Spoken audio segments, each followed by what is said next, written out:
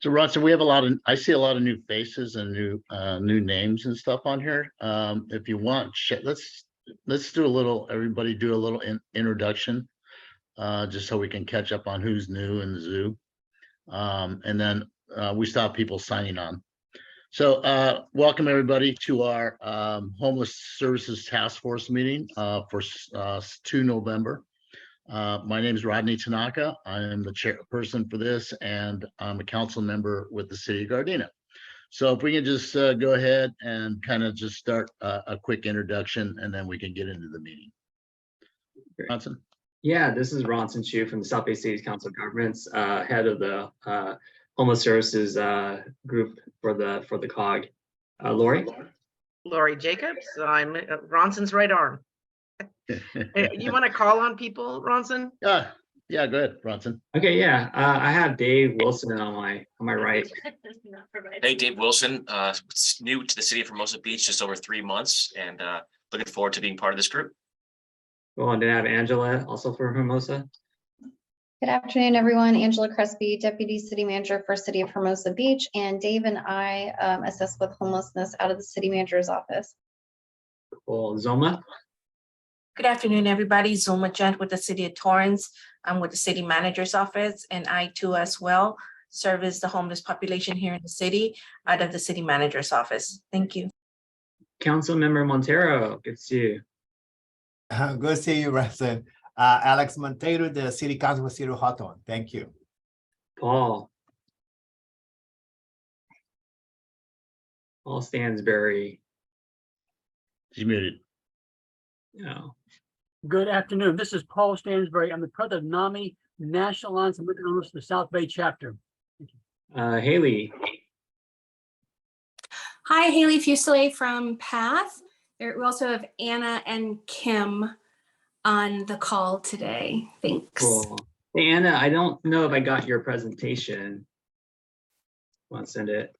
It's for some reason it's loading and it's taking a while. Okay, cool. Jillian. Hi, I'm Jillian with the South Bay COG. I'm the data intern here. Cool. Let's see who's next. Arm, welcome. Arm Chwayan, Torrance City Manager. Councilmember Uphoff. Good afternoon, council member from the city of Alameda. Jackie Arcross. Hi, everybody. It's Jackie Arcos from the city of Gardena. Don't worry, Ronson. And I'm the social worker here in our Recreation and Human Services Department. Cool. Mackenzie.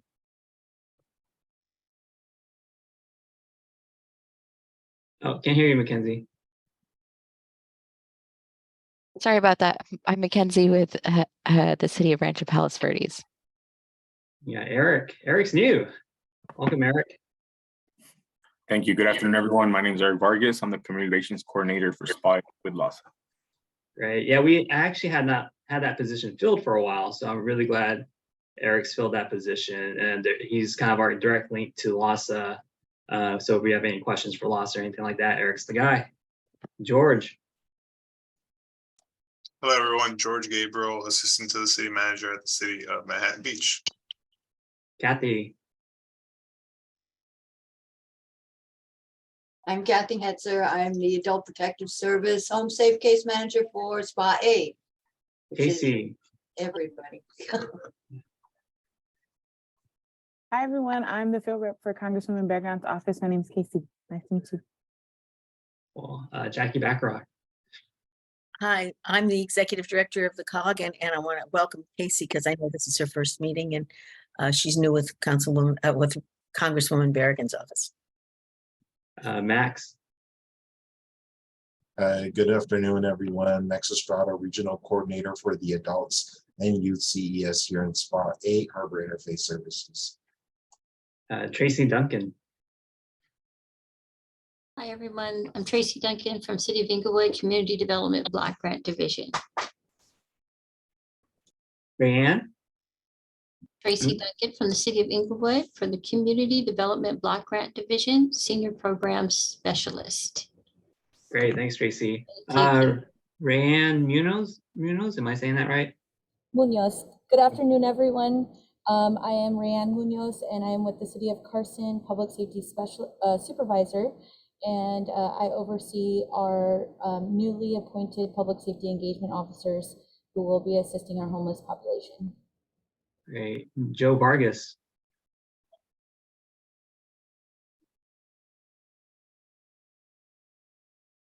Muted. Hey, Joe, you're muted.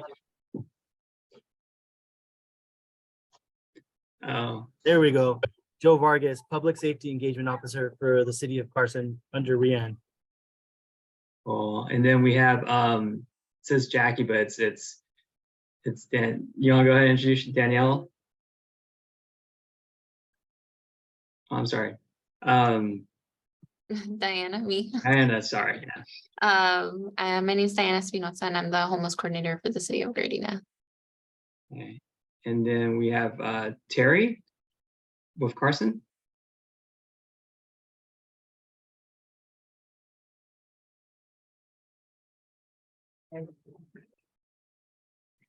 Terry.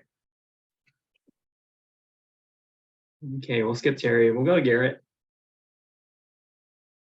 Hi, everyone. My name is Garrett. I'm a longtime homeless service provider for Spot 8. I'm an attorney, social worker, and I'm trying to figure out how to start up homeless service provider agency called the Double Secret Project. Cool. And then we have Mia Elliott. Sorry. Hello, my name's Mia. I'm just here to take notes for Congressman Liu's office. I won't be talking or anything. Okay, well, welcome. Lila.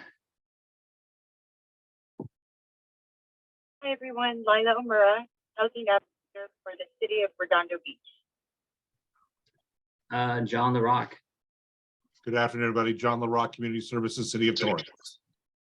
And we got Lori Jones.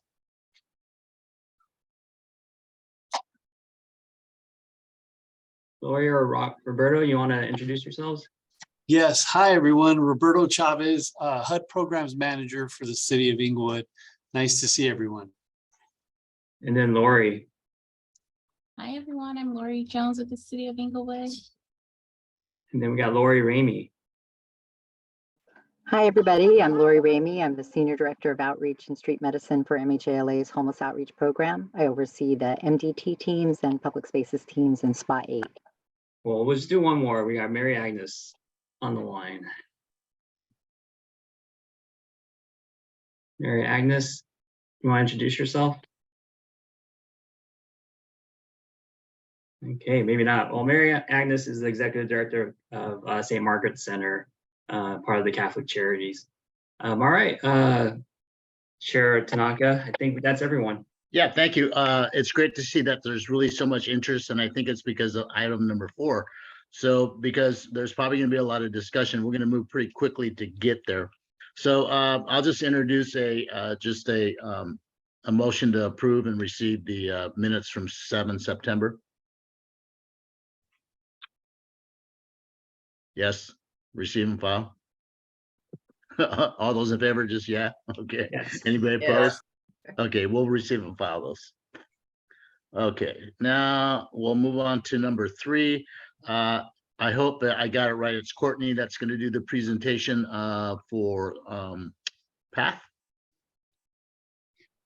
It's going to be Anna. Courtney's Okay, out. thanks, Anna. FYI. Thanks, Anna. Yeah, we can see if we can try to go through this fairly quickly. So like the chair said, we can get to the topic on the service resistance. Anna, you can take it away. No worries. Yeah, you can skip forward, I guess, to like maybe the third slide then. Okay.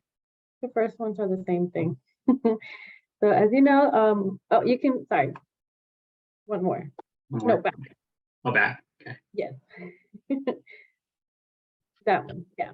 So we've made some changes to our schedule to best fit our case managers. We're only a team of 2, so we kind of have to divide and conquer a little bit more diligently.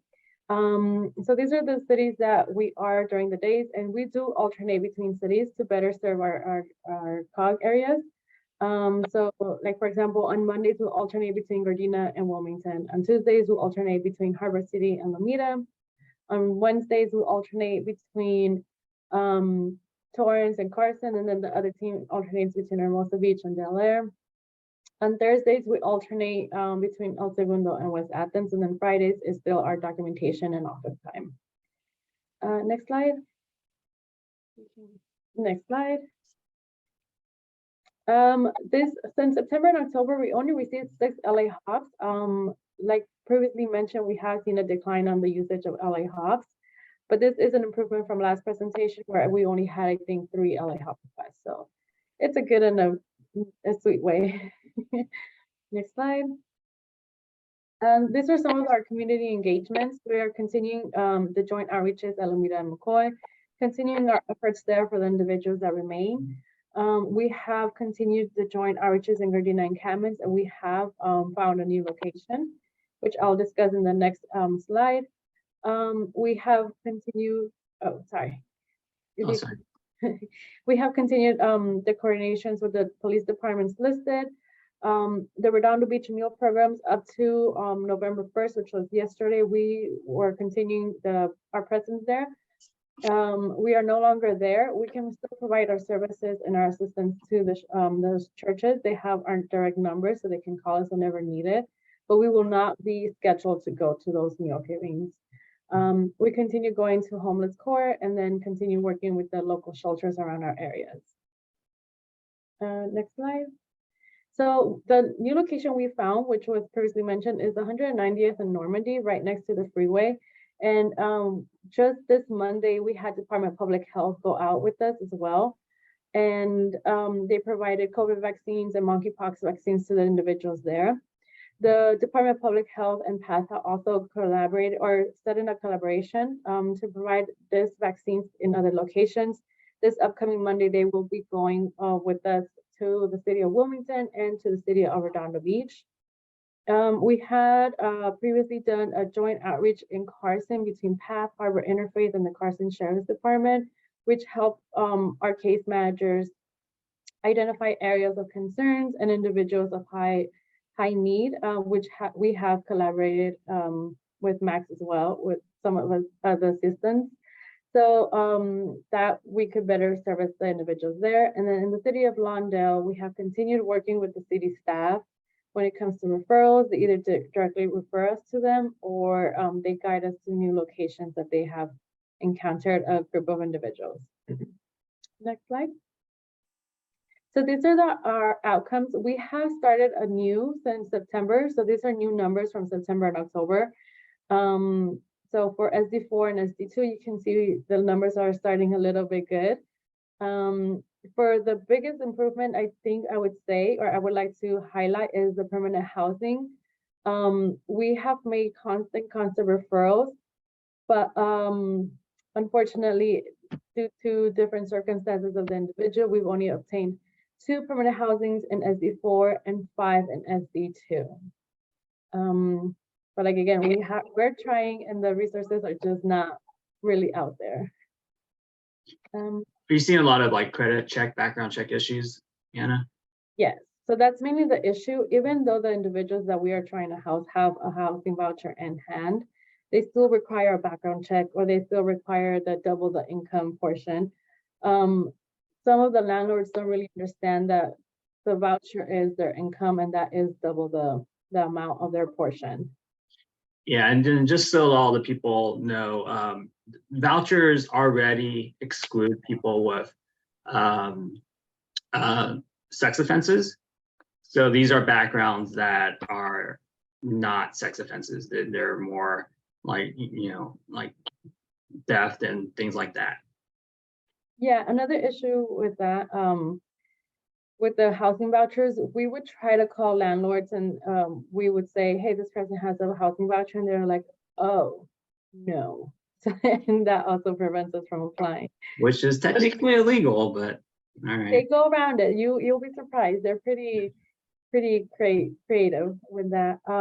These are our current efforts. Again, the numbers have renewed since September, except for the housing vouchers. That one we still keep the same.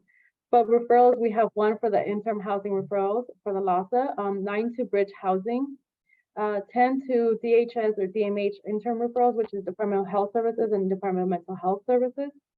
18 to Safe Parking, and 13 to Tiny Homes, meaning the Harbor City, Redondo Beach, and the Torrance Tiny Homes as well. For the vouchers, I'm not sure if everyone was aware, the HACLA waiting list was open for 2 weeks, and we were able to get 13 individuals to apply to the waiting list, aside from the emergency housing vouchers that have been paused indefinitely. And then we continue with the same exit strategies: direct placement, shared housing, SRO living facilities, recuperative care, and interim housing with case management as well. Challenges, as I mentioned before, unfortunately, we're only working with a team of 2. So it is causing a little bit of a scheduling conflict. Our team members are, for safety reasons, most of the time they're not allowed to do outreaches on their own. So they have to coordinate schedules together, either with the other team member or with myself. And Kim has also been able to go out with the team as well. Most of the shelters are at their max capacity and or COVID lockdown, even though some of the COVID restrictions have reduced, they are still experiencing quarantining during some of the weeks that we have had. And then also lack of interim housing availability, low affordable housing availability, especially for seniors. Street to Subsidy, it has renewed its intake process, but at the moment there are no more availabilities. We have to call on a weekly basis to see if they have any spaces, which since last month there hasn't been any. And then again, emergency housing vouchers have been paused indefinitely. So just 2 takeaways is the staffing. I think we are seeing that across all agencies, not just at PATH. We're seeing a lot of turnover still. And so we're constantly advocating the county, anyone who listened, to look at salaries, benchmark salaries to county levels, because the agencies are paid at a lower level. And then also seeing if there's other programs we can do to retain staff. And then I think the biggest issue right now is our outreach workers, including PATH, are running out of ammunition. That is, like, emergency housing vouchers and subsidies are very limited at this point. A quick question, Anna, on the Street to Subsidy, I thought they had ended their program, so they started it up again, but they don't have any units available?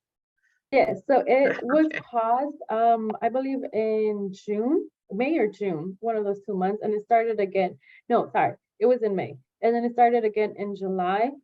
And we were able to kind of reserve some spots, but because the leasing didn't take, it didn't process right away, we lost that top spot. And there are no more spots available as of last month. Okay, or thank you. October. And then Lori, also, they aren't placements, but traditionally you lease up someone and then they apply the subsidy to the pre-established unit. All right, so this is one of our success stories, Mr. CJ. He was experiencing housing uncertainty after his home where he was living caught on fire. So with the assistance of the client aid, Ronson and Lori, we were able to house Mr. CJ in a unit in San Pedro. The COG paid for his security deposit and first month's rent. Mr. CJ has expressed he feels finally at home again and is not, he doesn't fear of where he's going to sleep at night or who's going to take him in and all that. So he's pretty happy in his new unit. And so thank you, Ronson and Lori, for approving that. Team effort. Yes, it was a team effort for sure. Another success story, this is not one individual, but it's 3 individuals. They were matched to the West Haven apartments. The team was pretty amazing with this. It's not easy to get someone matched to a subsidy of affordable housing, affordable apartments, or subsidized units. So they pretty much were on it every day until they got a response. And so we got someone from the city of Carson, someone from the city of Redondo Beach, and someone from the city of Wilmington. Their intakes have been finalized. They're just waiting on an official moving date, which is still pending. from the apartments. They said it would be sometime early November. Now they're saying somewhere near mid-November and more end of November. So hopefully we would hear soon as to when is the official move-in date, but we are so excited to finally see this individual's house and have a permanent housing for them. And they're also pretty excited too. They find this to be an amazing resource, and this couldn't be at a better time now that the cold is coming around the way. Yeah, I think the COG has at least 6 people, including your 3, 68 people maybe that we're working with to get in here. And they're high acuity folks too, like people with mental health disorders, substance use. So this was definitely a great thing to have happened. Yeah. You see, Mahala has 17. She just posted on the Yeah. chat. Shout out to Lori's team. They're amazing too. We love working with MHILA. Great. So these are some of our highlights for the teamwork makes the dream work. On the left-hand side, we're collaborating with LASA's team during a joint outreach in the city of Gardena. I believe it was Gardena. There was an RV. I want to call it encampment area, but it was just like a whole area where it's just full of RVs. And there were different agencies there. This is just one of the pictures that we got with LASA, but there were, I think it was St. Joseph Center, Hopix, and I'm not sure if MHA I think MHA was there too as well. And then the mid picture, it was Harbor Interface with Max. He went during our joint outreach with the Carson PD, so that was pretty amazing. We got to go through some hidden gems of the city. So that's the picture there. And then on the right-hand side, it's a picture of Max and our past team member talking with an individual at a park along with the sheriff's department. Soma, did you have a question? I saw your hand up briefly. Yes, Ronson, as they were talking about the West Haven, are there any funds or resources available for clients that are moving into like this type of housing? They don't have to pay anything upfront. It's just they're subsidized rent. Right. So we've looking to connect a few clients from 3290, but they might be needing some moving expenses to move from 3290 to that permanent housing. So are there any perhaps client aid funds available for that? Yeah, we can maybe work with you on that for moving expenses. We've done that before. Perfect. Thank you.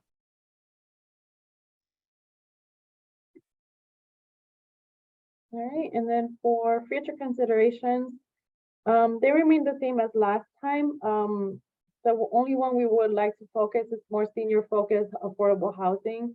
I know across the county, we have experienced a growth in senior homelessness and senior housing uncertainty. So this is one of our highest concerns at the moment. Our senior caseload is increasing at a dramatic rate, I would say. So this is one that we would like to highly, highly recommend all cities across the county to look into. We can disregard everything else, just city, senior focusing would be great. Okay, and these are our contact number. Like I mentioned before, Courtney is out on vacation, but you can always contact me, Kim, or Haley. Thanks, Anna. Thank you. Oh, Councilmember Montero, I see you have a question. Let me ask a quick question to Anna. I didn't see Hawthorne on your schedule for the outreach. Did we don't have a contact with you guys anymore? We go to Hawthorne on a request basis. We usually connect with Dulce or she'll connect with us whenever she needs some assistance. Oh, all right. Thank you. Thank you, Brian. Great. Yeah, LA CAUTA, the COG is funding LA CAUTA for that type of work, council member, and they're doing a great job. I just actually spoke with them today, and we're looking at maybe expanding the program in Hawthorne. All right, fantastic. Thank you. Thanks, Anna. Any other questions for Anna? Okay, we're going to move on to Sherry with Spot 8. Hi, everyone. My name is Max Estrada. I'm here on behalf of Sherry Weaver, Max Estrada, Harbor Interface Services. So I'm going to give you a few updates First with our interim housing shelters. So we have 4 shelters in the Spot 8 area. First will be our San Pedro interim housing on 8th Street. We currently have 14 vacancies with 5 permanent housing placements since July 1st. Our Abridge home, San Pedro, has currently 14 vacancies with 9 permanent housing placements since July 1st as well. And then our Redondo Beach Pallet Shelter has 0 vacancies with 6 permanent housing placements since the beginning of the fiscal year, as well as our Torrance Pallet Shelter has currently 1 vacancy with 1 permanent housing placement since the beginning of July. As far as our CES goal attainment for our individuals or our adults side of the CES, we currently house 8 people through our TLS program, formerly known as Rapid Rehousing. We've also housed another 12 chronically homeless single adults through our housing navigation and outreach program. We house 10 through our Redondo Beach housing navigation program and 12 from our beach cities housing navigation program, and 6 more from the Manhattan Beach housing navigation program. As far as our youth, anyone who's between the ages of 18 to 24 years old, we've done 8 assessments since the beginning of July, and we've housed 9 through our TLS rapid rehousing program for youth. And then for our CES families department, we've housed a total of 29 people since the beginning of the fiscal year. We've also assisted 15 more households with prevention services since the beginning of July. And I just wanted to share one of the success stories. So I'm going to go ahead and read this all to you. One of our participants, Mrs. Hernandez, was previously homeless. She was an elderly woman living in her vehicle in San Pedro. Ms. Hernandez previously lived with her family, but due to some family disagreements, the decision for her to live in her vehicle was her last option. Ms. Hernandez stayed in her inoperable vehicle for about 2 years before coming to Harbor Interface Services Access Center, where she was able to complete a vulnerability assessment, also known as the VI-SPDAT, and started receiving case management services. With these services combined, it would eventually lead her to being matched to a project-based housing in SPA 8 called Athens Vistas. Thanks to South Bay Councils of Government, her security deposit was paid for, and this allowed Ms. Hernandez to focus on reacclimating to permanent housing.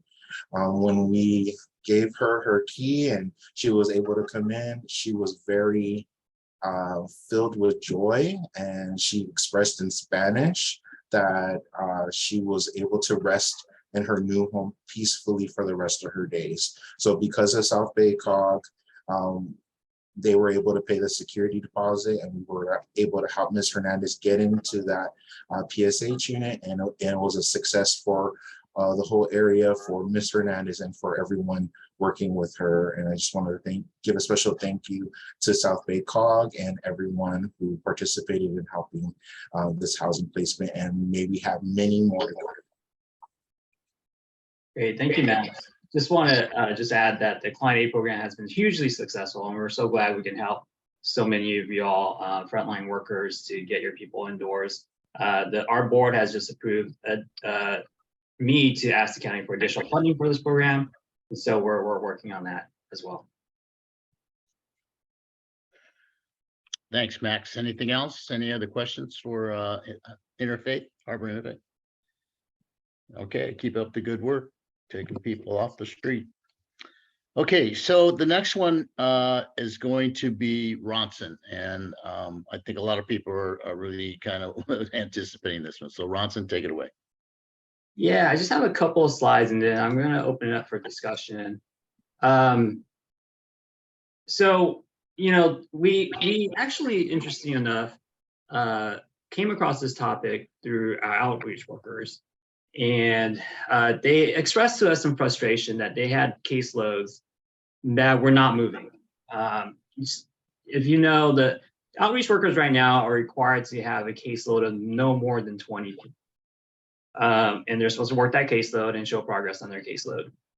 Oftentimes that 20 people becomes 25 people. We have some people on this call right now with like 30, 35 plus people on their caseloads, which is a lot.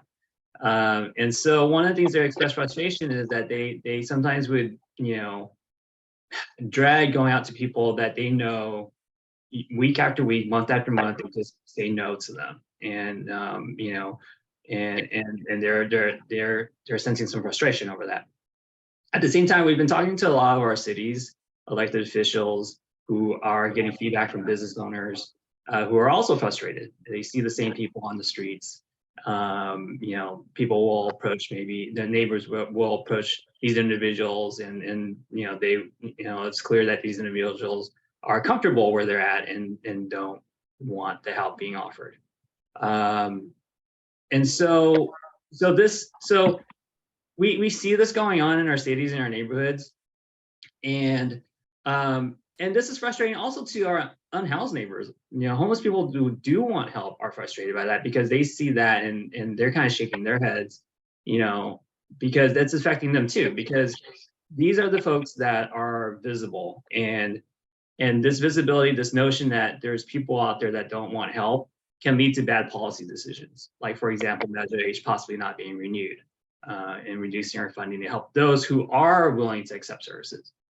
And so we want to stress that, well, when we talk about this topic of service resistance, we're really talking about a very visible minority. I want to stress that it's a very visible minority, but it's the people that we see on the streets. And I want to start off this conversation by bringing a trauma-informed approach to this conversation, because oftentimes there are a lot of good reasons why people might be service resistant. So one is, you know, they could be fearful of living in a group setting. They could have previous traumas from being in a group setting. Maybe they've gotten into a fight, or they got injured, or they experienced some sexual abuse in a shelter or whatnot. So there could be some real trauma. There could be a lack of trust because they've been promised before, we're going to get you shelter, we're going to give you housing, and it's fallen through. Either the outreach worker, you know, left and took another job, or just the result was not available. They could be triggered by certain things, mental illness or trauma. Maybe they're afraid to be around a lot of people. Maybe they have OCD and just can't be in a setting where there might potentially be some, you know, germs. So there are a lot of reasons. I'm not going to go through all these, but there are a lot of reasons why people might not want services or shelter, things like that. They could have pets, and you know, some places don't offer pets as being allowed.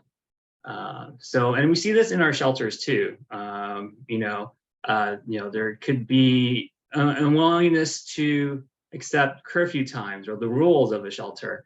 The shelter might be located in an undesirable area where there's drugs and gang activity, and the homeless person doesn't want to be there because they're just like us too. We don't want to be in a neighborhood where we feel unsafe.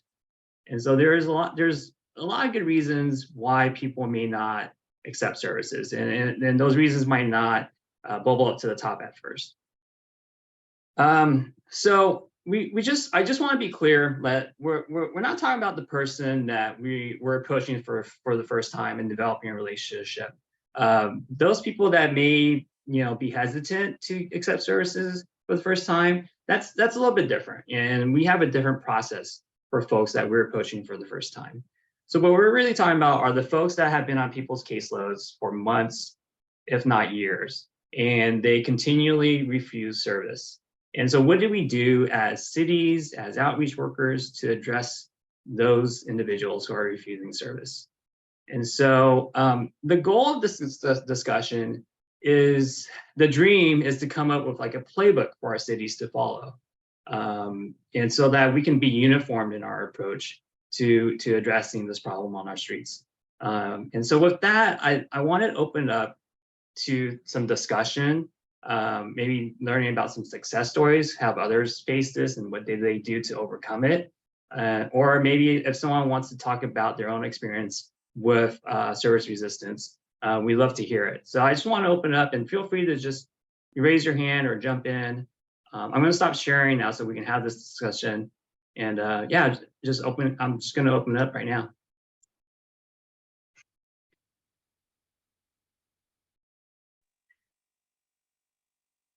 Okay, anybody want to start? Yeah, I can share a little bit about the umbrella lady and our challenges. I outreached her originally on the beach, and she was just out there with a sleeping bag and a blanket, and then it grew. It just continued to grow, and she put just a whole bunch of umbrellas all around her. She would not allow us to get close to her because she said she was allergic to our scent. So whether it is body lotion, perfume, cologne, she would continue to tell all the outreach workers. I even had to drag, I think I had Max from Harbor Interfaith and Valerie from Torrance to try to help, because every outreach person in the beach cities has tried with her. There was a huge storm last year, a thunder lightning storm. So Redondo Beach was shut down. So with the help of PD, and it took all day to get her to get in my vehicle so I can put her in a motel for her safety. She's OCD, so she had to pack her belongings, and that took hours. And then she had to sanitize my van with antibacterial wipes. She had to lay out her own blankets to sit on it, and the windows were down. Anyway, she was supposed to be in there for a few days, and she ended up leaving the morning I was supposed to go back and pick her up. She was gone for a few months, and then showed back up in Redondo right in front of City Hall. And her area continued to grow with the umbrellas, and then the community members bringing her food and money. So she was there for months. She also started recording us and threatened to sue us for harassment. So she would take out her phone and just videotape us. So with the help of the Sergeant Strawnider of Redondo Beach, he basically told her that she could not live there. She could not live outside, and that we had a place for her. It did take a few days. We had, with the help of the COG, we were able to kind of move her into a motel temporarily. She would only get in his vehicle, allow him to touch her things. We were not allowed to do so. So when a spot opened up at our pallet shelter, it took some convincing, but she eventually went. She's still there now. She's been there for about a month. We are little so it's a work in progress. So our sergeant is wonderful, and he's the one that actually helped do her intake, and they had to do it outside. But I feel that this is a huge success because she will eventually, since she's been indoors for so long now, I believe she will move into housing eventually. It's just been a very long process, and it's taken maybe 20 people to make this happen. You know, Yeah, I like to stress that too. Yeah, Lila, I just wanted to stress that because I felt like in this case, the reason why I'm highlighting is that you guys employed several strategies. One was you guys had repeated engagement. And then you would send different people out, DMH, yourself, officers. Redondo Beach has quality of life folks that would go out there, Officer Turner. And then when that didn't work, you guys escalated it. Then you guys all went together. So it's kind of like a group thing and kind of shocked and awed her. And through that approach, the sergeant was able to have a breakthrough with her. The sergeant kind of played his own good cop, bad cop, which is another strategy you employed. The sergeant said, these are your consequences if you don't accept services. And then these are your options that we can do for you so that you don't suffer those consequences. And so through those 3 tactics, you guys were able to eventually get her into shelter, which is a monumental achievement, but you guys aren't done yet. And so that's where we're at with her. But wanted to share that with the group, and thanks for sharing that. Jillian, do you want to like share? So Jillian is our new data intern. She used to be an outreach worker for PATH. Do you kind of want to share some of your frustrations in terms of dealing with your own caseload when you had participants that were, not responding to your repeated outreach? I have an individual that comes to mind. So I was previously working with Lila. I was kind of in the beach cities as well. And there was an individual who was living in their car. They were really high acuity, and they actually got offered a really good resource that wasn't available to most folks. So that's also kind of who Ronson and I are talking to. You know, most people don't have these readily available housing options, but she got one. Then we're getting towards the end of the process, and she has an animal living in her car. And over the weekend, we talk on Friday, and she has severe health problems. And we talked about, IHSS worker. We discussed, you probably are going to have to go to the hospital. It's that degree before, getting into your housing. So let's just start thinking about it, since we're getting close. And I kind of just opened that door.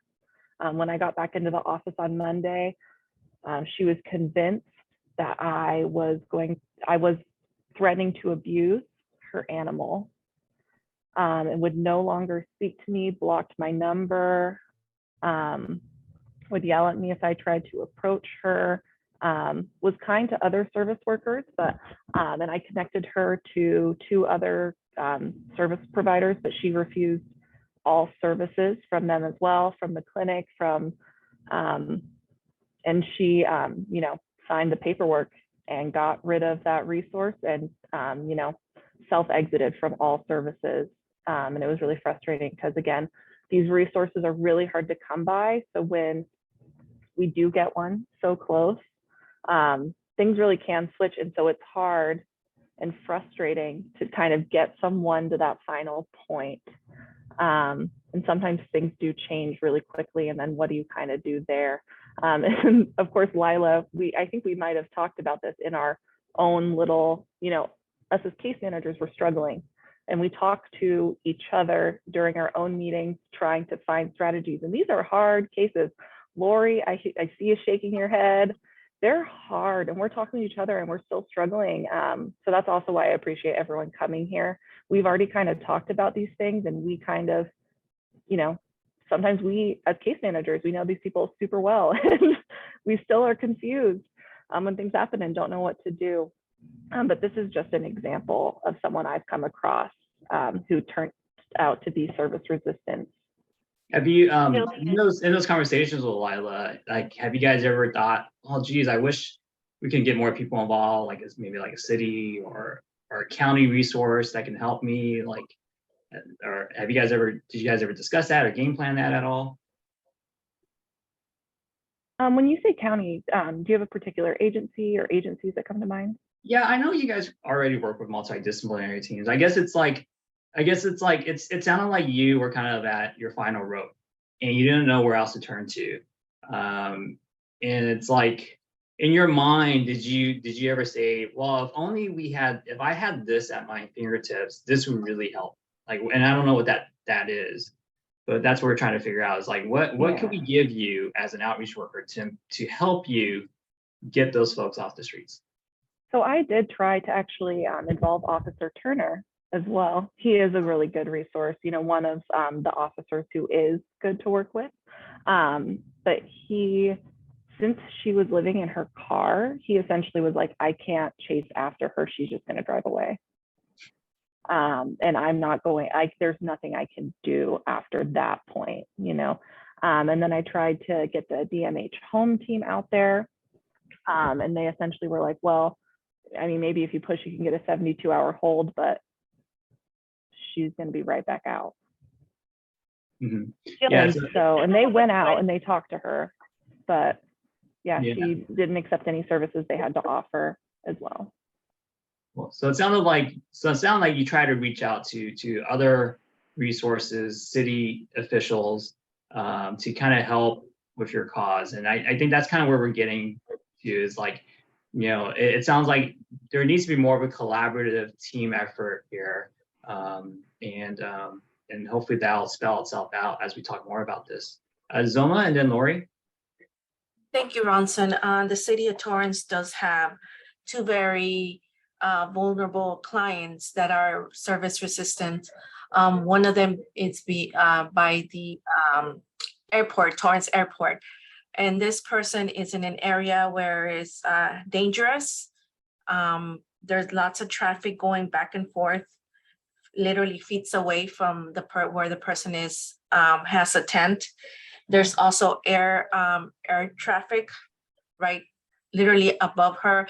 And there is a helicopter pretty much pad right next to where he or she has their tent. Lila can attest to this because she's worked with this client with Valerie, and to no success. The person doesn't even come out of the tent to even try to engage. That's been a challenge that the city has been dealing with for at least a year now. We've tried to involve mental health. That didn't work. Thanks to the South Bay COG, we're still actually in the process of bringing in our own mental health person. We're still not there, so that's still going to take at least another 2 weeks or so. So accessing mental health has been a challenge in general for the city, but someone to assist us in the mental health industry for this client, it has been a challenge for us. So anybody that can direct me in the right way, that I can partner with Valerie and assisting this person, at least trying to engage this person, because we haven't even gotten to step one when it comes to this case. And like I said, that person is in a very busy street that we really want to access to and provide service to. The unit that's available at 3290, we're hoping and crossing our fingers that hopefully she can accept services somehow, and make that unit available for this person. But like I said, we can't even get to step one of her or him even having that conversation. The one time that person did come out of the tent was not a good outcome. He or she was a little bit violent or threatening to staff. And at the same time, she ran out of the tent. So that creates some challenges where, it can be dangerous to themselves by running into traffic. So we're approaching this case with a lot of caution, but we also need that additional resources to address this person. Ronson, can I add that Torrance decided to change their strategy, and instead of bringing in 2 outreach workers, they felt 1 qualified mental health worker would be a better strategy in addressing this. So I think we need to consider that for other cities.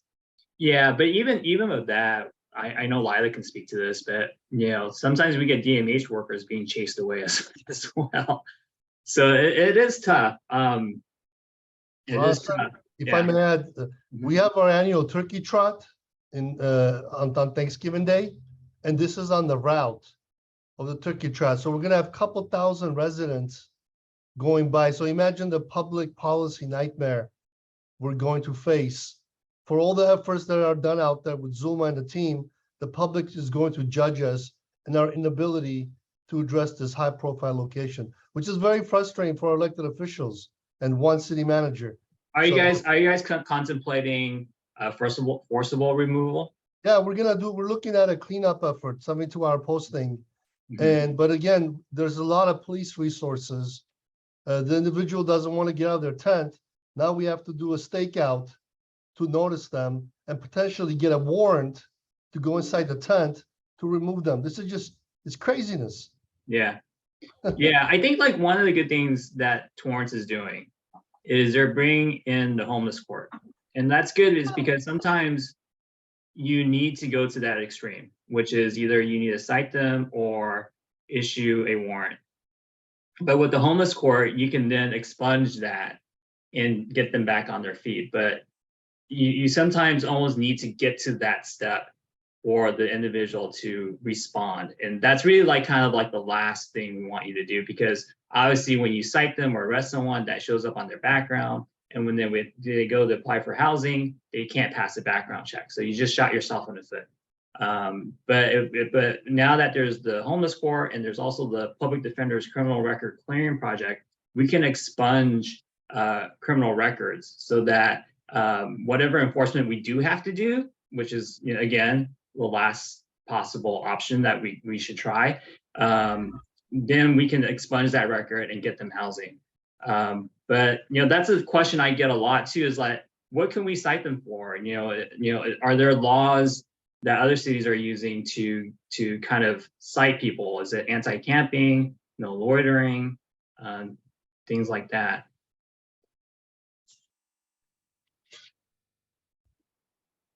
Lori, did you want to express? Yeah, I just wanted to add, you know, sometimes it does help, I think, to pull in different people, different resources, but also I think, Ronson, you touched on this, where sometimes you have to engage and then maybe disengage for a little while and then try again. You know, especially with folks who are experiencing severe mental illness, you know, their symptoms kind of come and go sometimes. And if you can catch somebody in a good moment where they're a little more lucid, you probably have a better chance. So a lot of times it really comes down to timing. And I know that's not something that the general public or the community likes to hear, but sometimes it really takes a lot of time to establish trust in that relationship, to get that person to come out of the tent, to get that person to get out of the car, or to continue to work with you. There's no magic wand, even with mental health professionals, just like you touched on. So I think sometimes it's really just a lot of time. And I know, Zelma, to speak to you, I know that Valerie and Sherry just reached out to me yesterday, and Valerie said she was going to call me today. So we're going to talk about that person and see if there's some way that we can come up with, you know, a way to engage her. I will share with you, we had an individual that was living in the park near the library in Torrance, and she was homeless for quite some time. It took us forever to get her to interact with us. A lot of times it was literally, you know, other folks in the area told her, don't talk to her, she's really violent. So we didn't speak at first. We would just walk up, sit down, water, and walk away. And then next time maybe you could set a sandwich down, or it took a lot of time, but we eventually got her to interact with our nurse. We started building rapport. She still has a lot of, you know, serious symptoms. She's extremely paranoid. So trying to get her to sign consent forms or housing forms was really a challenge. But over time, because of the relationship we built with her, we were able to get her to sign forms. She is currently housed. She's been housed since January. She's doing well. She's in a permanent supportive housing unit similar to the West Haven. She's at Fairview. So she has intensive case management services on site and mental health support on site. So it took a lot of time. And initially she wouldn't even look at us. She wore, you know, 5 or 6 layers of clothing, wouldn't give us eye contact, wouldn't give us the time of day.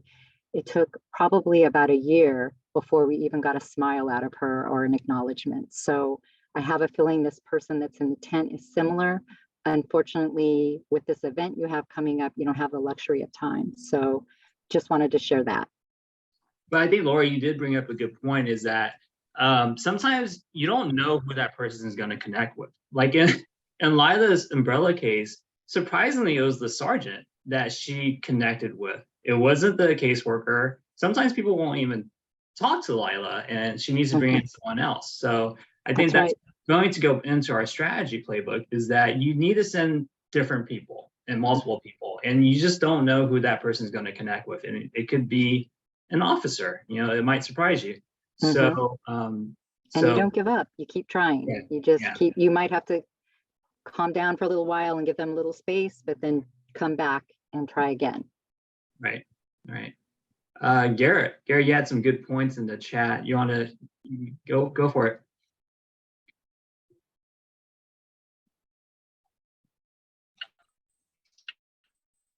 Garrett? Yeah, so I mean, I just want to piggyback off of what Hello? Yeah, we can hear you. Okay, cool. Oh, sorry.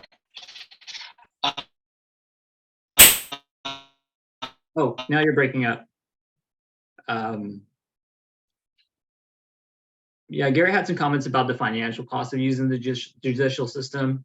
I will say though that part of Measure H So funding- yeah, I Oh, mean, go just ahead, Garrett. saying of that, this is it takes a significant amount of. Yeah, it was like it's actually a $4 million budget. I know this because I was part of the criminal record clearing project, and we did clear a lot of cases. In the homeless court in LA, we saw thousands of cases a year, and we actually did a mass expungement in 1 year. We expunged 5,000, like I think 5,000 cases. So there is that avenue. It's not super expensive. It is time consuming. It could take months to expunge a case. But there is that. And Joy is saying it's a balance your city has to make between investing in homeless court and other resources or paying out police, fire. So yeah, it's everything's an opportunity cost. You can pay for homeless court, or you can pay to continually using your fire PD to respond to homelessness calls. So it's, obviously you want to do the homeless court because it's probably more cost effective than sending out your fire and police all the time. I think Jackie has a question.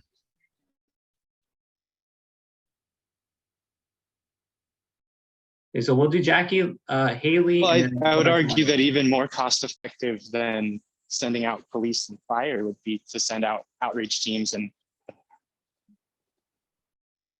Yeah, definitely, Garrett. Sorry, you're cutting in and out. We'll see if your thing gets better later on, but we'll move on to Jackie, Haley, and then Lila. Hi, everybody. Can you all hear me? I just wanted to chime off of Zoma's comment too, and same with Lori. Lori, I just wanted to confirm you're from Mental Health America, correct? Yes. Okay. Did my fellowship there, so when you talked about the LVN, I was like, oh, she's MHA. So, working with our GMAT officer has been incredibly helpful, but it's also like the frustration here on our behalf is when we have families, especially with children, and they don't want the help. And we've done Harbor Interfaith, we've done PATH, we've done this, we've done LASA, and everything she would do would shoot it down. And then you have, sorry, council member Rodney. We have city council getting the call saying like, your city's not doing anything, or, and we had people take pictures and post saying like police officers aren't doing anything, and we are. And it's like sometimes they just can't see the work that we're doing behind the scenes, and that's incredibly frustrating because of the resistance that whether it's the mother or the adults just don't want the services, and then they're hopping from city to city. So in this case with this client who's a single mom with 3 kids, she's hopped from unincorporated Gardena to unincorporated Carson to city of Hawthorne. Our social workers texting me saying, hey, so-and-so's here. And so it's just a matter of like, how do we constantly collaborate together but still support one another in this process? And I think it really does take a wraparound service, kind of similar to what Lori has over at MHA, because again, you don't know who the person's going to connect to. I'm a social worker, so I've been a trigger for other individuals. When I go out with our police officer, he's a trigger. So it's just a matter of, I think we really do as a city need our own sometimes wraparound services that is consistency, and we can constantly build rapport, because I can't go constantly out. Our police officer will be called and first responders will have to go to another thing. So we do need a designated team who can channel all this energy and time to this instead of, half-assing it. Sorry for saying that, but it's true. And finding access to temporary things, whether it's a motel that we can put them up and keep tabs on them. So we have outreach teams like PATH and Harbor Interfaith that can access them easily. So I think that's been the biggest barrier, I think, for Diana and I and Chad, who's not on the call today, of working within our city and our individuals experiencing homelessness. Thanks, Jackie. Yeah, that's what we're trying to do too, is to create this playbook for all the cities to follow so that we're all on the same page and so that the clients aren't ultimately getting mixed messages from different cities. And we'd like to expand that to more than just service resistance. Maybe there's a bigger playbook we can all follow so that, again, we're all unified in our response. But yeah, it's the most frustrating thing for one person to go from one city to another, and we're not checking HMIS to make sure that they already have help in, say, Gardena or Carson, and we're just duplicating efforts all around. So, Haley? So as a provider, I think most of us are not a fan of the word service resistant, in all honesty. I think what we're seeing is people that are burnt out on a system that didn't work for them in the past. Outreach was not consistent for a little while, and it's nobody's fault. We had, like, in the 2000s, we had transitional housing and we had shelter, and then it was taken away. We had an influx of vouchers, and then that didn't happen.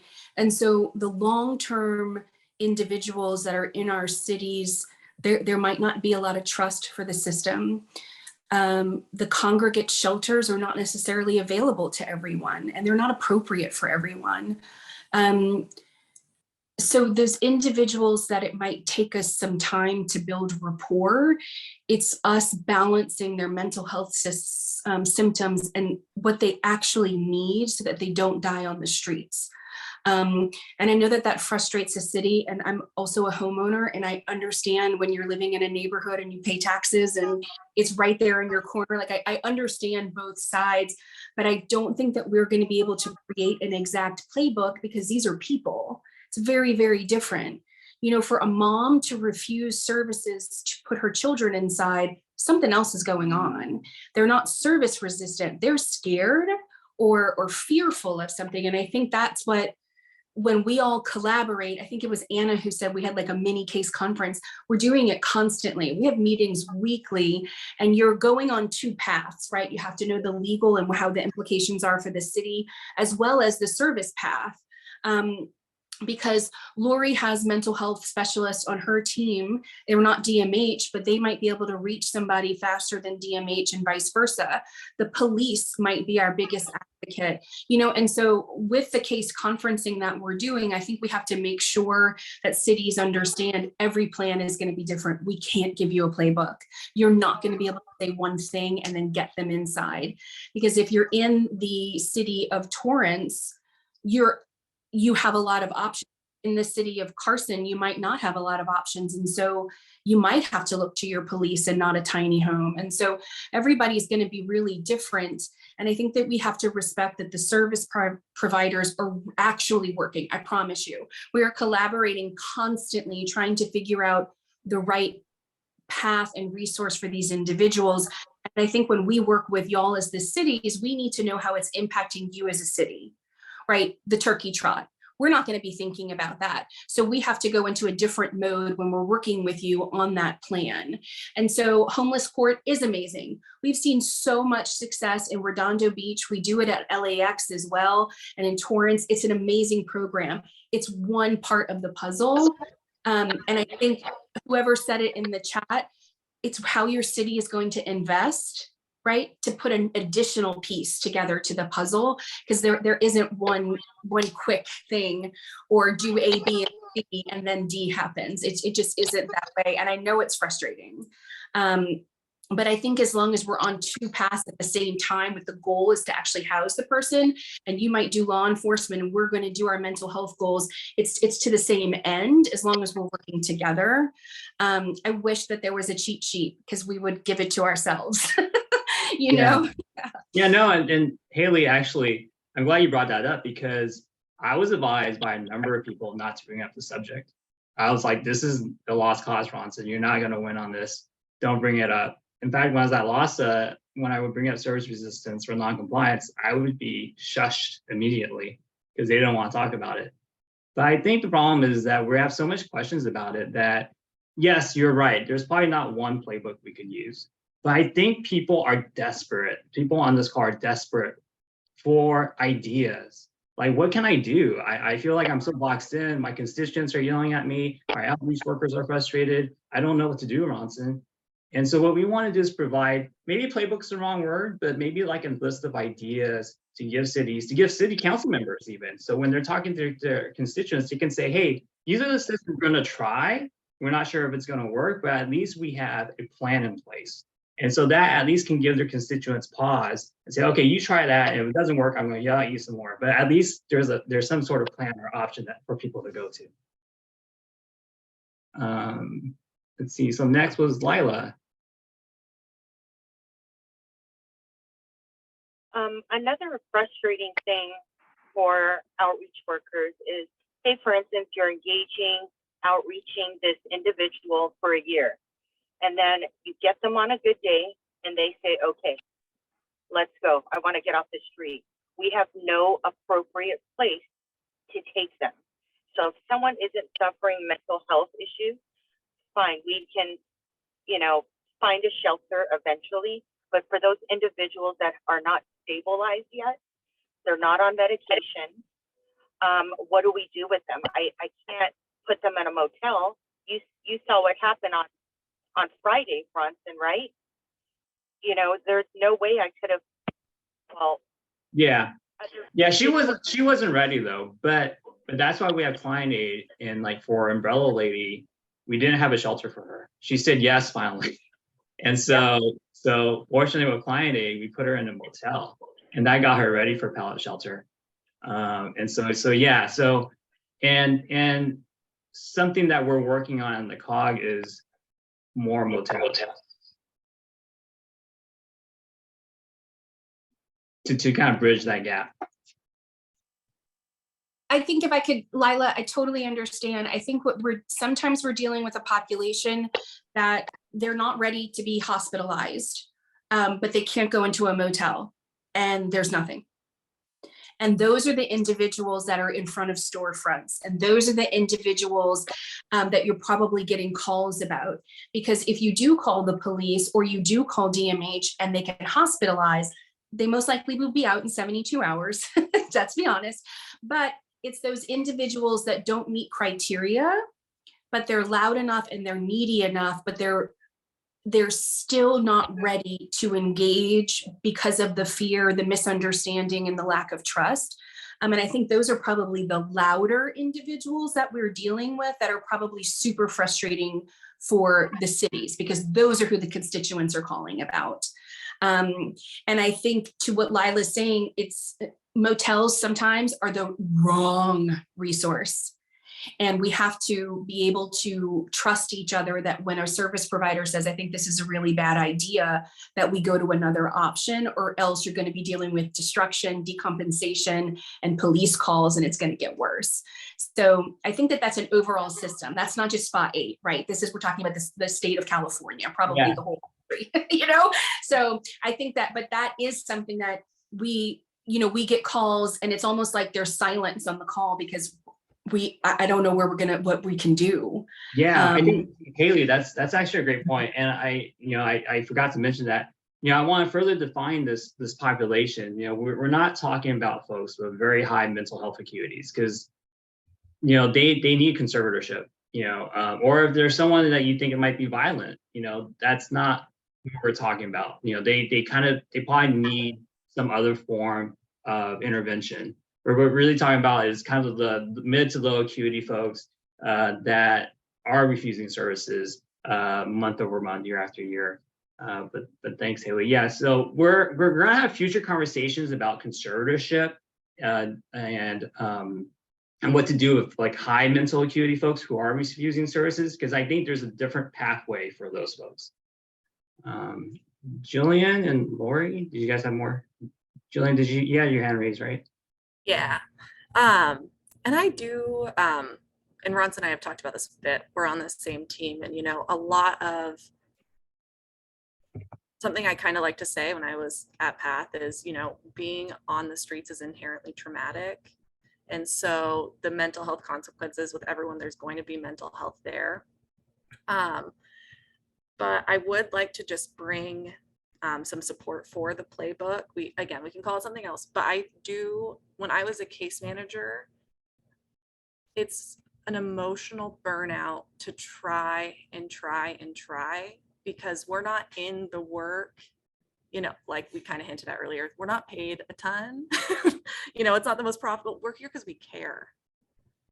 We care deeply. And so just having ideas out there, I feel like because we don't talk about this, it makes it worse instead of better. I'd rather hear bad ideas than not hear ideas. The whispers about 72-hour holds and how to get them, even that information is hard to find. And it's a bad idea. And we kind of need to crack this open and talk about it, because there are ideas out there that we don't discuss because it's such a hard topic to talk about. And so that's kind of why we're here, is we're spitballing. We know again, the resources often aren't there when people are ready, but that's kind of a separate topic that needs to be addressed, but is a separate conversation. We are here today to kind of talk through strategies that are not the 72-hour holds, that are not, the current, just some new ideas. So that's kind of what we're here today to do. Not saying that, you have to follow the playbook, that every strategy is going to work for someone, but at least, we can hand, again, the constituents, the people, but also the outreach workers, just kind of a list to refer to. Maybe they're new, maybe they haven't heard of this before, and just kind of helping brainstorm and kind of add to the conversation more. Yeah, I think outreach workers also don't maybe realize that they have people that want to help at the city level, either a city council member or a city administrator, but they're having the same problems with their constituents too.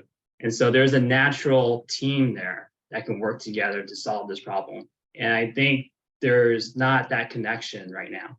An outreach worker is alone on an island, and the cities are alone on their island. And so what we're just trying to do is build bridges to connect these islands. Lori? Hi there. So what a great conversation. Lots of good discussion. I'm one of those, when working with Ronson and Jillian, absolutely bristled when they kept saying service resistant. Haley, I said, let's call it hesitancy, because it's almost like we're labeling somebody. That's who they are, a service resistant person. And that made me uncomfortable, because we all know there's a lot more to the story. So we've talked about a lot of good tactics, how we need more collaboration, we need more HMIS access so people get information about people quicker. But I'm also thinking about our cities that are getting the calls, because this is a minority of people experiencing homelessness, but the most visible. So you're going to get the most calls. You have to answer to this. And you can tell them, oh yeah, an outreach worker is helping them, but it takes a lot of time.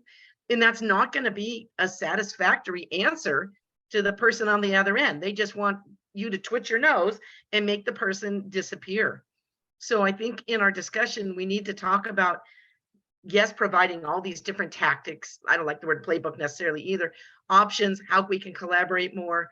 But what tools do we give to our city staff who have to answer to the constituents? That yes, something's being done, but this, but that, all these reasons. So I think we need to kind of consider that in our future discussion too. And I really like a lot of what everybody's saying. And the last thing I want to say is, like in the city of LA, they've instituted Ordinance 4118, where they're constantly designating places where people can't camp, and then they're forced to move them. They're just moving them around. It's not a solution. And so a 72-hour hold, we all know it's not a solution. They're just going to pop up somewhere else. And I'm not one that's big on law enforcement, but at some point, at the same time, if there is a sanitation or a safety issue, it needs to be addressed. Thanks. Thanks, Lori. Yeah, where you were talking, I put up the strategies just to kind of move the conversation forward. So these are kind of things that we've seen work.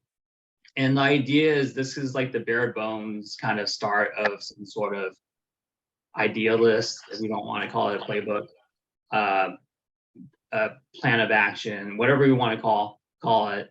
And to build on this, we can also, in addition to this, build on the population where we're specifically addressing. This is not for everyone.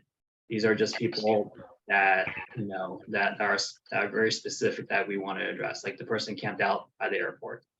So the first strategy is submission through engagement.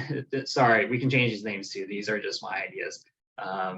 And the idea is to, like what Lori and others have said, is like to have a coordinated series of outreach by different members of the community, taking turns, maybe on a daily basis, maybe going out for a week and then coming back, a month later for another week, whatever the plan is, but just to have that series of steps. Strategy 2 would be like an upgrade to that, is like to actually then gather the whole team together and go out as one big group, sort of like a shock and awe strategy. Like, oh my God, look at all these people here just for me. And maybe we get a different response that way. And the third strategy, and again, this could be employed with strategy 2 and 1, is to have a good cop bad cop conversation. Have one person be kind of like the mean guy and talk about ramifications and consequences, and then have the other person present solutions and present the other side of the rainbow. And then the last possible strategy, and kind of the last resort strategy, is to actually follow through on the threats, to actually give a citation or act on their warrant. It's interesting. I was at this really great meeting I'm going to share with you later on, but we opened up 176 beds in West Athens today, intern beds, drop-in center. It was the first real, since I've been in homeless services, the first real no wrong door facility. And Reba Stevens spoke on it, and she said that on days she felt threatened when she was homeless, she's a lived experience person, she would go into the police department and say, hey, I know there's an arrest warrant out for me, arrest me because I don't feel safe on the street. And she actually offered to be arrested so that she could just get off the street. So so that was just a very powerful thing she said. And so the idea is to follow through with it, but then pair that with a plan to expunge the record on the back end. So working with the public defender's office or working with your city's homeless court, that would be the idea there. Councilmember Montero, did you have a comment on this or something else? Okay, well, it's not specific on your strategy, but it's about, the lack of, say, shelter and beds, right? Because like you said, SBCCOG is trying to get more hotels and motels to be involved in housing the homeless. I think maybe one of the strategy, because when we think about, because remember about when the churches decide, to do education back in 1800s, right? It was to get away from the public school, and then they create their own education and own schools. So I think maybe it's for time for us as a politician, policymaker, to think about churches. Because I know the state of California was thinking about giving churches more leeway to build affordable housing, but maybe something that we need to look on the local level, because we know like churches have a lot of properties, right? Sometimes 7 days, the parking lots are empty. They have a lot of space. Is to think about maybe get LAZA and get all this state money to go to some of these churches to build shelter or to build affordable housing that will house the homeless. Because I think the homeless individuals, sometimes they trust the church more than they trust, say, the police or even some agencies out there, right? So maybe it's something to start thinking about, to bring the church into this conversation and to try to use their land by providing them funding to build, for low-income housing or even shelters. I think that's something that on the policy side, we need to look into those characteristics, because I think the church could be one of the answers to create more beds for the unhousing population. Thanks, council member. Yes, we've been actually in conversations with a number of churches about, converting some of their property. Yeah, churches are the largest landowners in Los Angeles. And so you're absolutely right. There's a lot of properties there to be had. And so we're working on that front. But I think you also gave us a good idea for these strategies, in that one of the people that could be doing some of the work in terms of, turning it around is our church members, because in a lot of our cities, our churches are kind of on the front lines of servicing people who are homeless. So if they are up for it, maybe they could be a resource for the community as well to kind of reach these people. Yeah, correct. Yeah. Cinder? Cinder, do you want to introduce yourself really quick also? Hi, Cinder, Inglewood Police Department, Homeless Outreach and Community Affairs. Go ahead. Oh yeah, did you have a comment or question? Yeah, yes, I actually like the statement about the churches, because I belong to one of the largest churches here in the city of Inglewood, and I've been discussing this with them and trying to get them involved to do more outreach, because they rely on me a lot. And I told them that there's a lot of resources for the faith-based community, but they just have to get involved. So if we can have that talk or some type of meeting, I would love to do that, and I can kind of garner that and kind of get everybody in the area to be involved, because we have a lot of churches, and a lot of churches here that do showers and feed and so forth and so on. They do have direct contact. My church in particular has been having a lot of issues with a lot of homeless coming through the week. And so I can't help them, Friday, Saturdays, and Sundays. And so we're stuck, we're really stuck. So I would like to be in that conversation. And then secondly, the strategies from least to aggressive to most aggressive. Number one, submission and engagement, and it says outreach workers, mental health professionals, law enforcement, and others take turns to engage. Well, the problem that we've been having is that we've done that on several occasions on outreaching. I've been doing outreach since we started Measure H, so it's been a long time. And the problem is working with LASA or PATH. They're not able to give us information. I know somebody touched on it. I'm not sure who touched on it a little bit earlier. And that's where it comes into a pickle, because we can give them the information, but they can't give us the information, but we're going to go do outreach together. I don't understand that. That's kind of like, I don't know. That's just doesn't make sense to me personally, because that it's not making sense. And then now law enforcement got to go out, because we have so many mentally ill individuals that are unhoused that is there for safety. So I understand somebody else said that it looks bad because the officers come maybe in uniforms and so forth and so on, but yet you still need us, because when we go out for safety, we're going to be there. So it's no the way that we can't be there, but be there and don't say anything, because if they get aggressive, then they're going to look to us to get out there and say, hey, you can't be aggressive. You know what I mean? You got to calm down or sit down or however. So I don't know. This is kind of confusing. And this is where I get a little frustrated with the entire, I don't know, the enforcement aspect of it and the engagement. So yeah, maybe I can give that little no, life. Cinder, I actually can't, if I could on Zoom, you can't see it, but I would get up and stand and clap for the comment that you just made about not being able to get the data.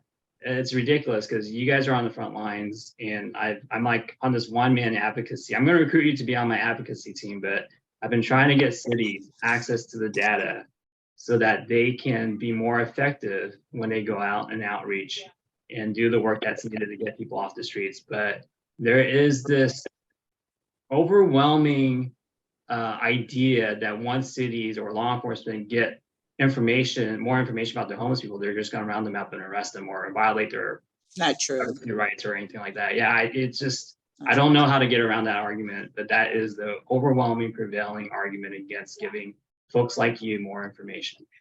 And I just see somebody responded. Let me see, who was that responded? It said the HIPAA laws. Okay, so that is not a such thing, no offense, but we've gone through this. We work with someone from DMH. We have the Met team, and she explained, yeah, it used to be that where it was a HIPAA, but now that it's not true. And if you can find that for me, whomever said that, Garrett, Mr. Dunbar, if you can find that information for me that said that it's a HIPAA law, then I would love to have that so I can kind of like, you know, disseminate that information. But we've been going back and forth, and because of this, the lack or the separate, you know, entities, we can't do that anymore, because we have to run the people. We're not trying to criminalize them, it's decriminalized, we know that. But say if they have mental illness, then they go into the system, and they check it to see where they've been housed or whatever. Then they got to tell us, because we have to do the transport anyway. So we're going to know that they have mental illness. We're going to know if they have any felonies or misdemeanors or been arrested. We don't arrest them on that. No, we don't. But we have to still know who we're working with. So I understand what you said, Mr. Dunbar, but if you can give me some information on that. Okay, great. Thanks, Cinder. We'll connect later. You had some good thoughts. We only have, so just 1 minute each. I'm gonna give Carrie L, since she hasn't spoken yet. Carrie L, if you want to go for like 2 minutes, and then Councilmember Montero, maybe just another minute for you, and then we have to wrap it up. I can make it really quick. It's just to what Cinder was speaking about. I know that for us victim service providers, we experience that a lot, the inability to share information with other providers because of the VAWA regulations. However, one way that we've gotten around that is early on, like at the initial referral phase, granted, please keep in mind, I don't know a lot of the outreach like process, what it works, but initially at the referral process from another provider to us, we recommend submitting a release of information so that we can share information for the civilization or like supportive access to housing resources. And that usually alleviates the issue. But given like if you already had this relationship established with whatever other provider or agency that you're working with, if those can just kind of be implemented into the initial procedure, that's just proven helpful for us. Great, thanks, Carrie. I'm good, Bronson. I'm good. Okay, great. Thank you. All right, so I guess Chair Tanaka, we can wrap it up there. Okay, and again, that's a great starting point, you know, because there was a lot of information shared there's a lot of ideas, but what I kept hearing as kind of a constant was that we need a South Bay team, not just individual cities trying to do individual things. There should be some kind of a task force of all the South Bay cities, and even Carson and some of the other places that they all need to be on the same page, having the same ideas, doing the same things, so that we're consistent in the way that we do things for our mentally ill and homeless. And we all know the same venues and things that are out there that we can use. And I think one last thing I have to say is that government tends to screw us around so that we're trying to do one thing and then government's trying to do it on a different level by giving money or, you know, saying we need this or we need that. But are they really helping us to provide real services to the people that need it, to get them off the streets and to help them? Or are they just kind of compounding the problem for us? So that was just kind of a thought that was going to. But I think this needs to be a continuing conversation. It really does need to be something that we all need to be cognizant of and continue to share ideas with each other, because we can't do this by ourselves, and it's not going to go away like, you know, tomorrow. So thank you guys very much. And because of time, we're going to move into Ronson and Jackie from the COG that have our recently signed and rejected legislation on homelessness. Great, Jackie, do you want to go first? We have a number of legislations that passed and did not pass, or got signatures or did not get signatures from the governor. And these are very specific to homelessness and not necessarily just housing in general, but specific homelessness legislation. So we're going to go through some of it. One of the big ones Jackie is going to talk about. Well, I can start. I mean, the one I'm going to talk about, and then hopefully Ronson, you'll do the rest. It's SB 1444, which is sponsored by the COG, and it created a South Bay Housing Trust Fund. And so the Housing Trust Fund would become, the law becomes effective on January 1st. And unfortunately, we had also asked for a funding allocation because we have actually no money to create the Housing Trust Fund. So we did not get that funding allocation.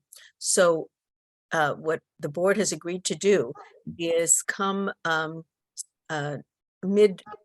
mid-year, we're going to be getting money from SCAG to look at housing issues. And that funding is eligible to help us prepare for the Housing Trust Fund. And what we're going to do is probably hire a consultant who will review the potential for projects in the South Bay, because we really didn't do the background work of where those projects might be, what cities would be the most interested, what kind of funding sources, what the board of directors will look like, what the staffing will look like, the budget for the new trust. And we'll do all of that. And then hopefully we'll have an idea of how much money we would need, and we can ask the state for that money in the subsequent year. We'll also look for other funding sources. So our housing trust is moving forward, but we're probably not going to see much activity until we get that SCAG funding. I should say the other bill I can talk about, Ronson, is SB 679, which was sponsored by Senator Kamlager, and it created a housing trust for all of LA County.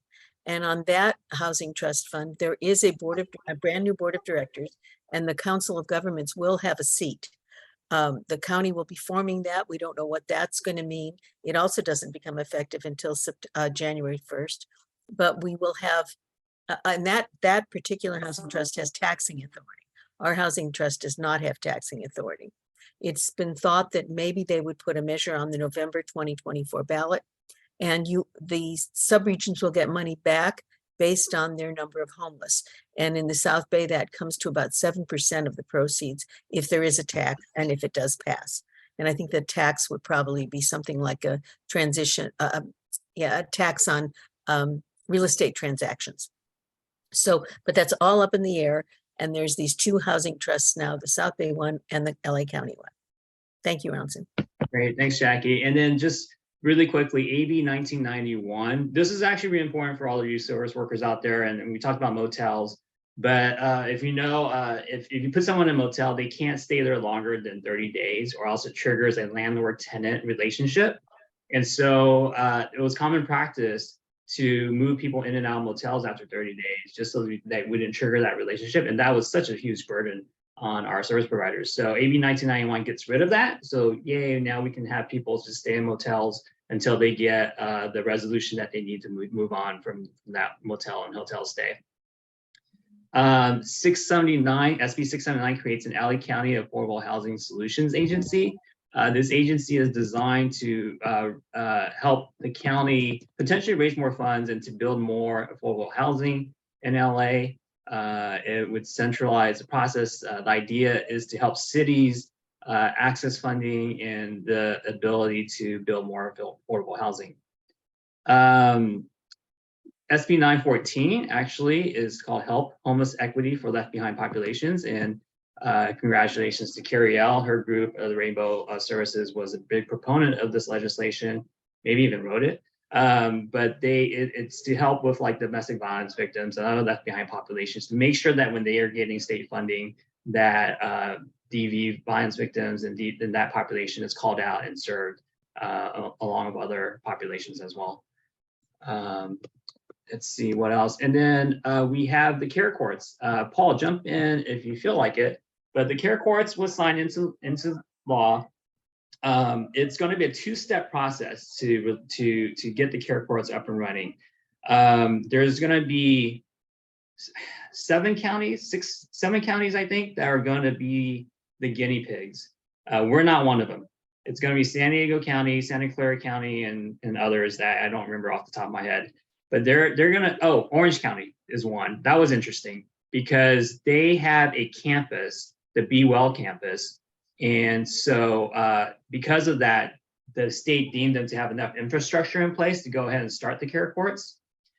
So we're going to be on the second cohort. And so the earliest possibly we will have the care courts up and running might be 2024 at best.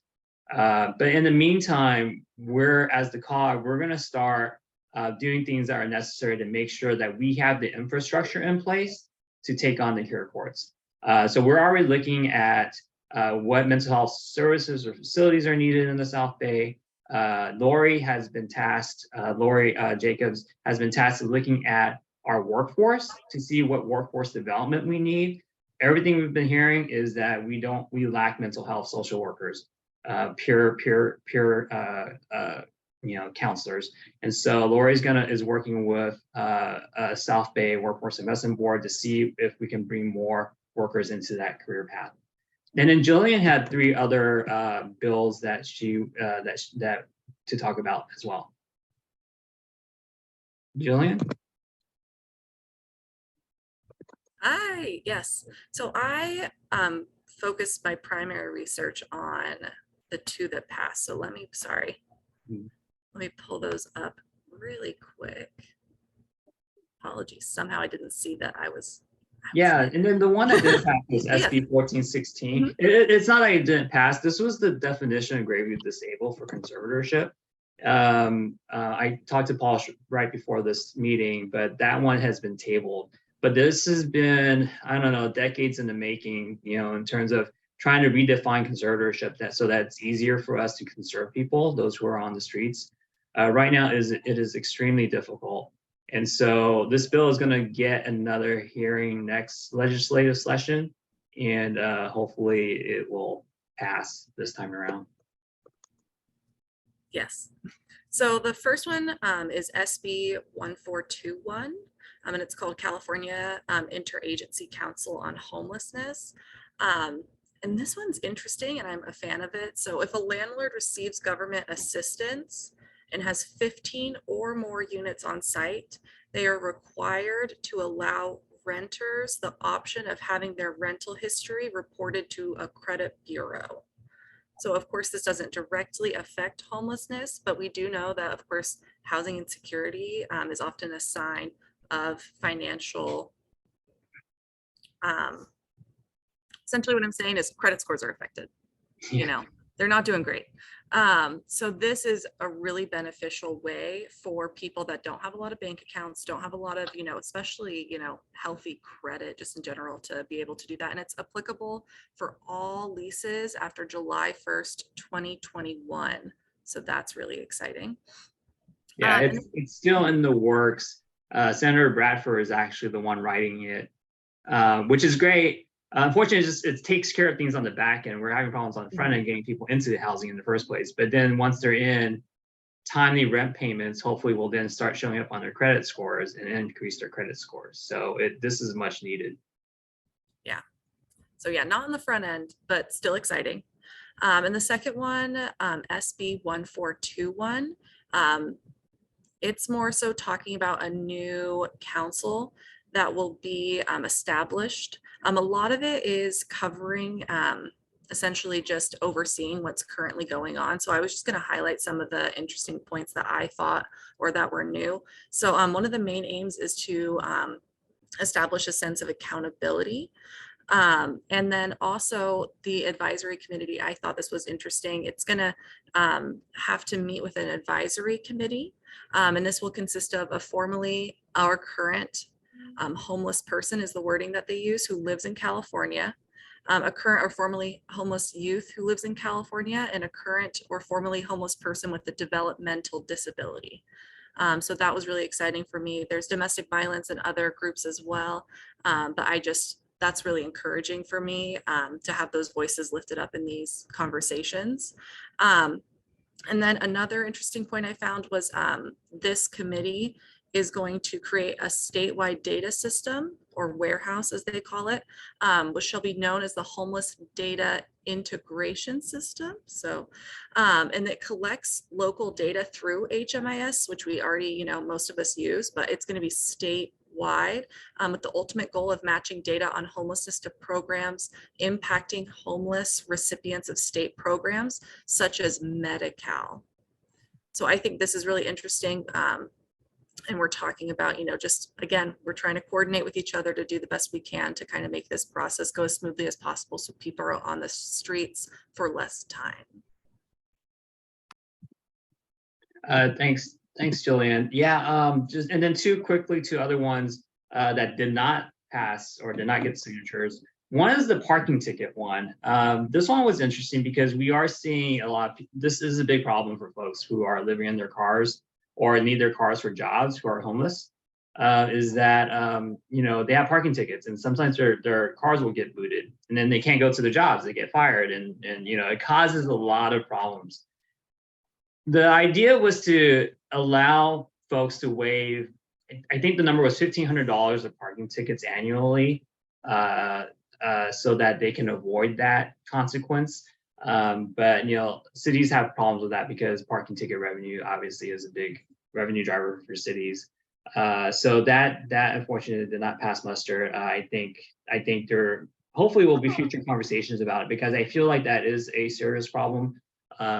And does need some sort of resolution. There are ways people experiencing homelessness with parking tickets can cure it, but it's hard though because jurisdictionally parking tickets are governed by each individual city separately. So if you get a parking ticket in Beverly Hills and a parking ticket in Hermosa Beach, you got to do two different types of community service to get that waived, if at all. I actually don't know what the Hermosa Beach cure is, but I know in Beverly Hills they allow you to do community service. And then the other one was the bill for safe injection sites, and the governor did not sign it because he was worried there just wasn't enough, I guess, structure around it to prevent, say, illegal activity happening at these sites. There was concern about that, so that did not pass as well. All right, any questions? Paul, did you? Yeah, Ron, I did want to just follow up with regard to the care court. I also related 988. The Department of Health is reviewing funds, the Workforce Employment and Training Act under MHSA, for all funds to try to put them together to provide more funds for workforce development. The WET funds were initially funded. Now they're looking how to put more funds into that category in order to have more funds for scholarships, for training, for other funds. Now that's going to be part of the MHSA planning process for the next 3-year cycle, which would be July 1, but they are reviewing funds and how to put more funds into workforce training because of the care court, but also because of 988, where they need a lot more staffing also. Cool. So you said this was passed as well? The MHSA. Well, this is they have an annual planning cycle. They're just starting their planning cycle for the next fiscal year. I mean, actually, it'll be for them would be July 1. So this would be planning. They're trying to plan together for the next planning cycle, July 1 through that. And it's a 3-year process, a rolling 3-year plan that they have. Okay, Lori, that's a good thing we may want to look into is to see if we can connect SBWeb or SoCal Rock with any of these types of funds to fund training programs for folks interested in mental health work. Good. Okay, I think that's it. Do you have any legislative updates though? On stuff that's out there? If not, we can move on. I mean, that was number 6. Jackie, none? I have no more legislative updates. If there's somebody from a legislative office that would like to speak, I don't know if the legislatures, I mean, there's really nothing going on right now. No. Yeah, So it's kind of dead right now. Yeah. Okay, well, we'll move on. So Really Jackie, quick. go ahead. Hi, I just wanted to introduce myself as part of the legislative update portion. I'm Vanessa Cruz. I'm from the Office of Congresswoman Bedegan. I just wanted to get on and, introduce myself. I work in the realm of housing, homelessness, education, public safety, as well as to represent Southgate, Wilmington, and Linwood. So I just wanted to say I'm happy to be here and nice to meet you all. Oh, welcome. Hope to see you again. Okay, thank you. And so Jackie, go ahead and give us the COG updates. the big COG update is you're all invited to come on November 17th at 4:30 to our open house. We're usually very strategic and very smart, but for our brand new office, we started making payments on our rent on March of 2020, which was probably the worst decision we ever made, but who knew? And so we're finally, after 2 years, having an open house. And we'd like to have you all come and see our office and meet the rest of our staff, which is you know, a lot of hardworking people doing a lot of different programs. And then it's going to be a short window because the open house starts at 4:30 and our board meeting starts at 6. So we'll have, it's just, you know, please come on time, please meet everybody. And then you can stay for our board meeting if you'd like. We will have refreshments, light refreshments, and we're hoping to make it an interesting and fun afternoon. So, and we'd love your RSVP, so that'll help us to plan. That's really what's going on. I guess I'd like to all wish you a happy holidays because after that November 17th meeting, we sort of go into hiatus until January for our board meetings. And so we really appreciate all the work that you're all doing and will continue to do through the holidays. Thank you. Thanks, Jackie. Does anybody have any announcements that they want to make at this time? Paul? No, I'm sorry, hands down. Okay, that's all right. Hands down. Okay, none? Okay, Councilmember Montero. Go ahead. Okay, hi, thank you. I just want to announce that, at the last city council meeting, we voted to create our own tiny homes. So the Bridge of Hope is going to become a reality, but not at the Caltrans property, but at the property that belongs to the city. So it's going to be located at 131st Street and Simmons Avenue. So the project has been approved. So now we just have to build them. Okay. So it's going to be up to 15 tiny homes. Thank you. Congratulations. Thank you. That's good news. Yes. Okay. On that note, I'd like to share some exciting news too. And then also just really quickly, I want to touch on the homeless count. But see if I can share my screen. So I was at the ribbon cutting ceremony in West Athens for Safe Landing. This is 176 beds. And it's really the first true no wrong door facility I've seen, because you can literally come off the street and enter. Law enforcement can drop off people here if they wanted to. There's beds for couples, families, and individuals as well. Let me see if I can move this back. Ronson, where is that? It's in West Athens, on Normandy, and I can't remember the cross street, but it's near the 105. It's actually right across the street from this Caltrans property I'm trying to get for supportive housing. But this was the ribbon cutting. This is part of the facility. This is the kind of the cafeteria area. This great mural that this lived experience person painted. There's actually kennels for pets. So these are individual cages for pets, which is great. I've never seen that before. Outdoor area. This is the entry to the couples area. These are the beds. It kind of has a bridge home feel, which not, I don't know. It's always risky with these kind of communal areas. But that's how they set it up. There's locked storage facilities under right there and underneath the bed. This is kind of the shared community center. This is the couples area. So you have the couple staying there. And they have a triage area, 36 beds. So they're coming right off the street. They would put them here for observation and assess what their acuity levels are and what their needs are. So there's 36 beds there just for that, or they can even just be used for recuperative care. And that's how it kind of looks like from the outside. So I just wanted to share that.